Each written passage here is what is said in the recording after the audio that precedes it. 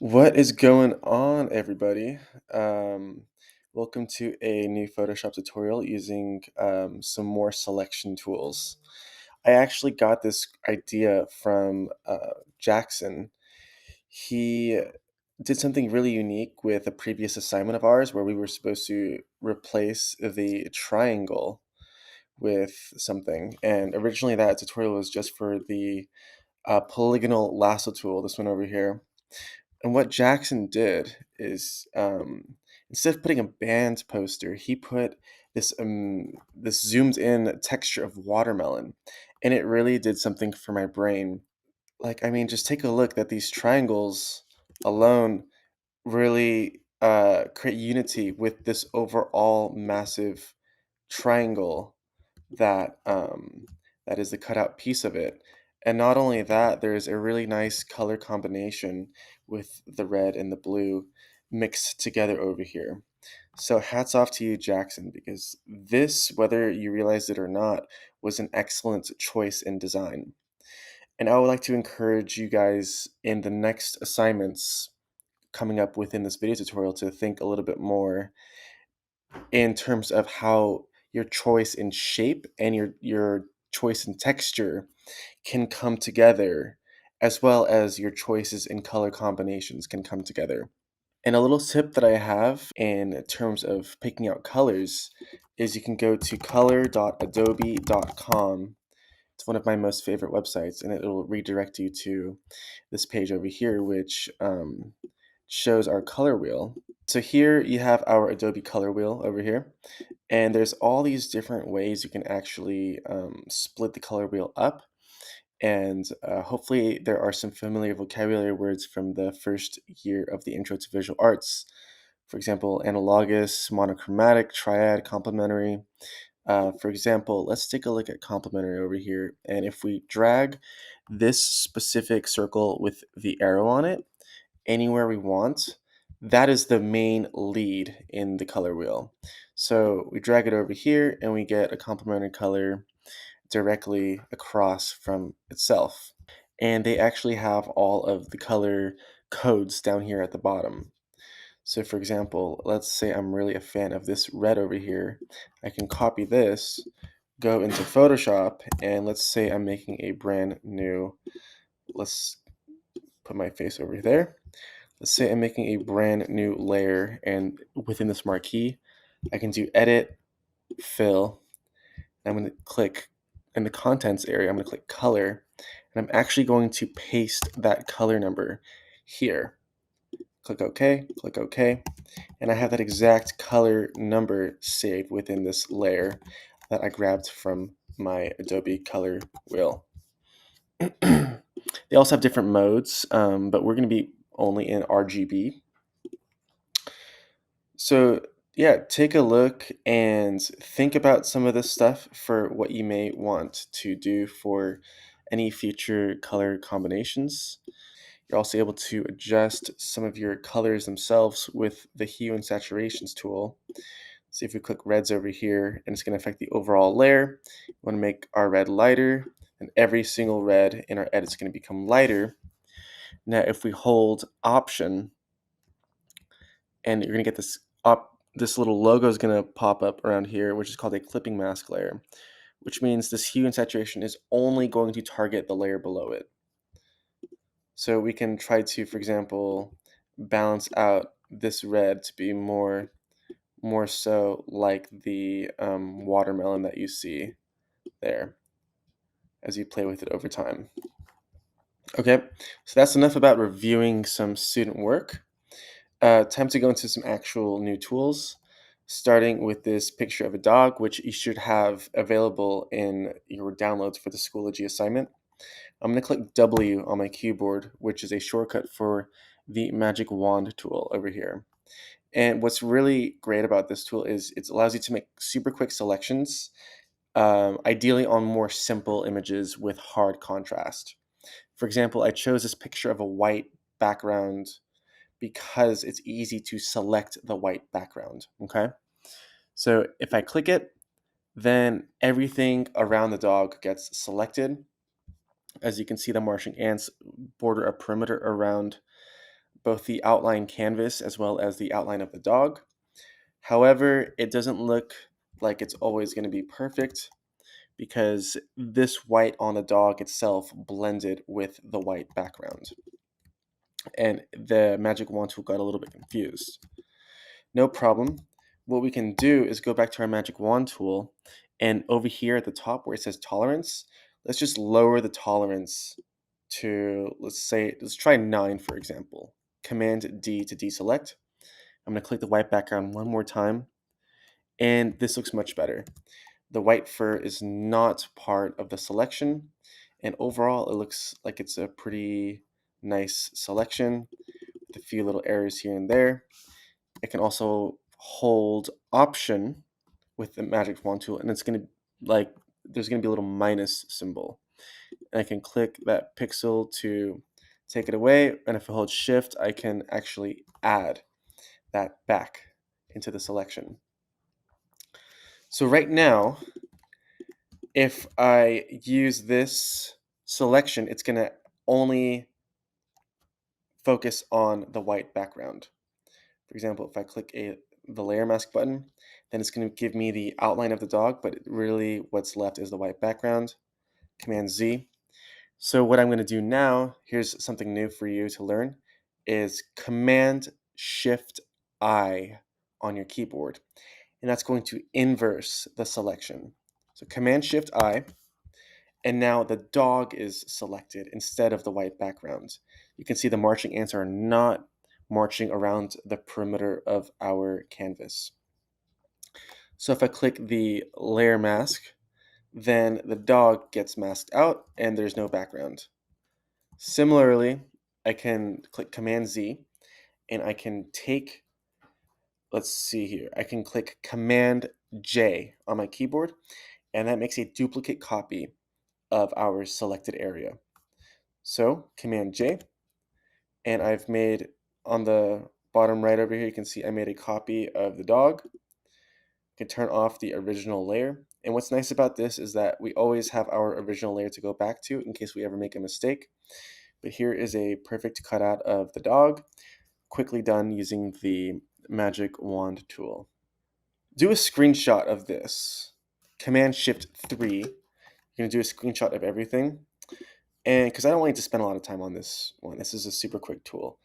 Do a screenshot, and you can just find your screenshot saved on your desktop, and you can upload your screenshot to me. Oh, great. You have a great picture of my face during that screenshot. Go ahead and upload the screenshot that you've done this so I can see that you've made a good mask of your dog and deleted the white background. I have some posters here saved by this guy, Poster Lad. I really dig his posters. He makes them on Adobe InDesign and throws them into Adobe Photoshop. He makes some really cool poster designs, and what we're going to do, while we're not really plagiarizing his work, we're going to be playing with his work. Let's, for example, make a new layer, zoom in, and I'm going to use the magic wand tool, and I'm going to click, oops, I have to make sure that this layer is selected. I'm going to click this area over here, and it's going to make a selection around this shape over here because it's the light colors and it bridges between here, so all of that's selected. Then on our new layer, what we can do is we can go edit, fill, we can fill it with new color. For example, we want blue, and now this thing's blue. Granted, we could have maybe increased our tolerance to see if that would have had a better selection, so let's give that a try. Magic wand tool, I'm gonna raise the tolerance to maybe 19. Okay, let's try 30. And that looks like it did a bit of a better job, although it's not perfect. It's still doing much better. New layer, edit, fill it with the color, whatever color we want. Click OK. And now our new layer is applied in this area. While we're not deleting the work that he's done, we're actually adding a layer on top of it. So I want you guys to experiment with these posters and see what you can make out of it. Let's say, for example, Let's do this. I'm going to show you something else. I'm going to click Command J on the background to make a copy of that background.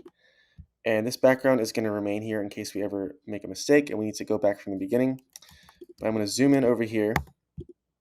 Let's select this area with the magic wand tool. And I'm going to click delete. That's gone. Okay. Now, let's add a new layer underneath it. And this new layer underneath it, we're going to do white background. Edit, fill. Let's add a white background here. Okay, so now we have a white background and the line's not perfect, but it's pretty good.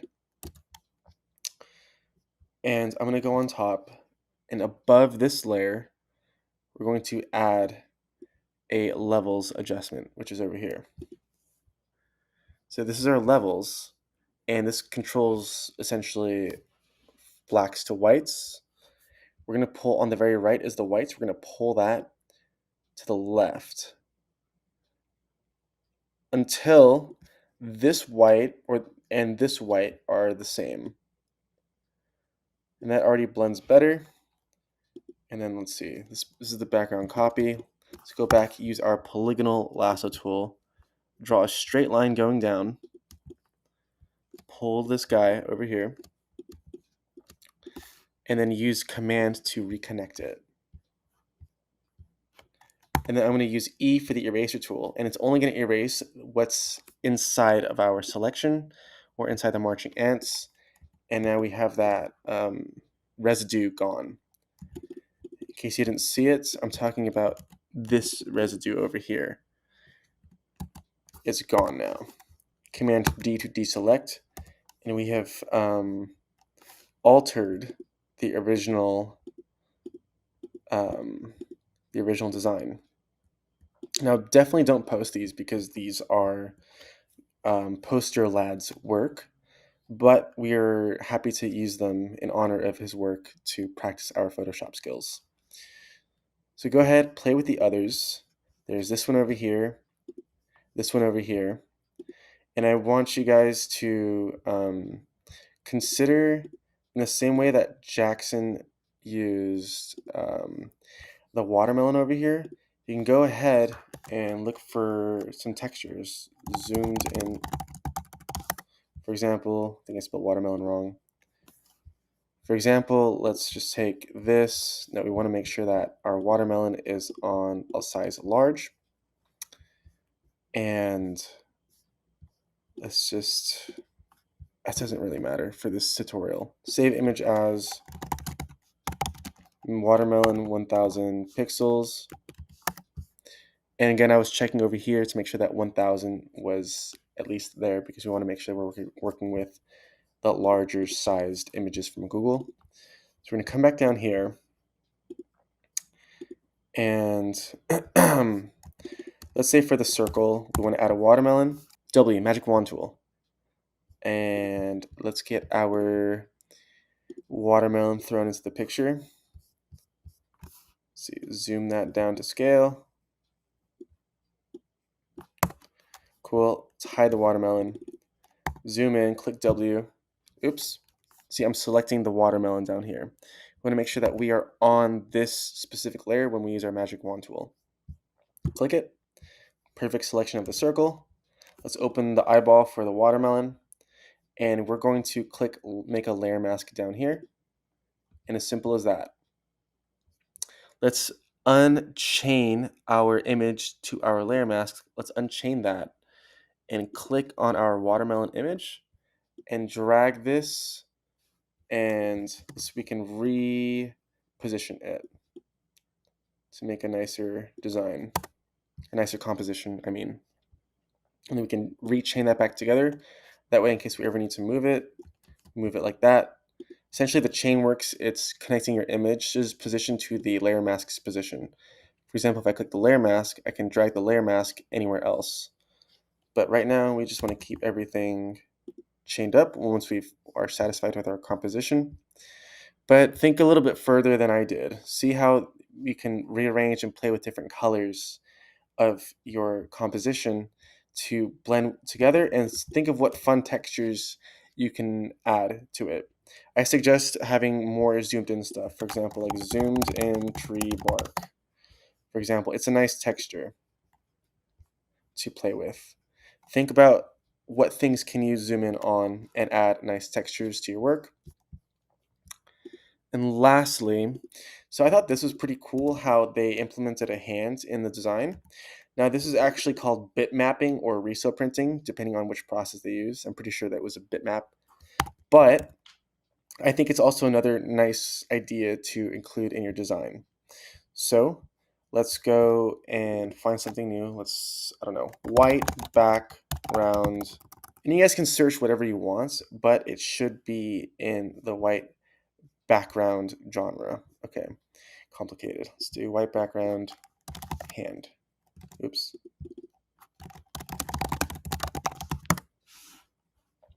Tools, make this a large image. We're going to search for one that doesn't have these stock image watermarks around it. Okay, for a basic example, let's click this guy over here. The pixel size is large enough to use. Right click, save image as, and white background. In our downloads, take it over here. And we're going to be doing something similar to this. How about on this one? We'll do hand white background. Okay, looks pretty good. What I'm going to do, let's use our magic wand tool again. And we're going to click the white background here. And we're going to delete it. Oh, okay, it's a smart object. I'm not going to get into too much detail what the smart object is, but if you see this little icon here next to the thumbnail for the white hand background, that means that this layer is a smart object. I'll teach you more about that later on, but let's not overcomplicate things. So we're going to right-click this layer, and we're going to look for a rasterize layer to make that no longer a smart object. Okay, back to Magic Wand tool, click your white background, click delete on your keyboard, and this thing's already cleaned up. Command T to reposition it as you please. Let's open up the eyeball for our design again. And let's position this any way we want. And what you guys should do now is play with the blending modes. Where it says normal, we're going to click normal and change the blending for our image and see how, if there's a nice way that we can blend it with our poster lads design. And you can see how different lighting and different colors are going to affect the image differently, as well as different blending options. For example, pin light, it makes this arm hide in the white background, whereas if it was normal, you would see this, but pin light there. I mean, that's not the actual definition of what pin light does, but go ahead and play around with different blending modes. So that's one of your assignments. Next is dog removed from the white background. I want one poster where you are applying different textures from online and replacing that in the actual poster. 3. And then let's see over here. And then just playing around, changing the colors of a poster. That's 4 assignments. And let's skip the Mondrian one. So there are 4 assignments for you guys to do within this single video tutorial. So I'll expect 4 uploads into our single Schoology assignments. I don't know, probably 5 points each or something like that to even it out. So it's a total of 20 points for all these edits. Don't forget, when you're finished with a design, file, save it as a copy, and save it as a JPEG, okay? Some of you are still uploading Photoshop files. I need JPEGs. And then you upload that JPEG, okay?